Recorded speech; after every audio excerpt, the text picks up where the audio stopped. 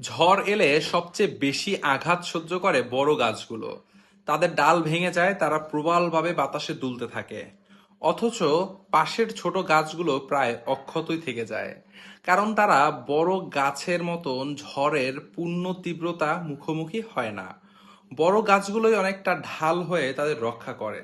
কিন্তু যদি সেই ছোট গাছগুলো অহংকার করে বলে, দেখো আমরা কত শক্তিশালী, এত বড় ঝড়ও আমাদের কিছু করতে পারলো না, তাহলে সেটি হবে বাস্তবতা সম্পর্কে ভুল ধারণা।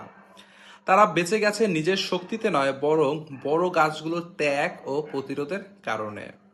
জীবন, সমাজ, ব্যবসা কিংবা শেয়ার বাজার সব ক্ষেত্রেই এমন দৃশ্য প্রায়শই দেখা যায়।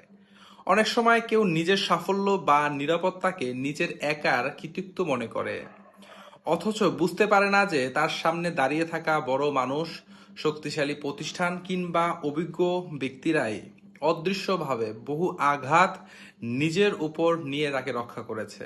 তাই নিরাপদে আছি বলে অহংকার করার আগে একবার ভেবে দেখা উচিত, আমি সত্যি এত শক্তিশালী নাকি কারো ছায়ায় দাঁড়িয়ে আছি।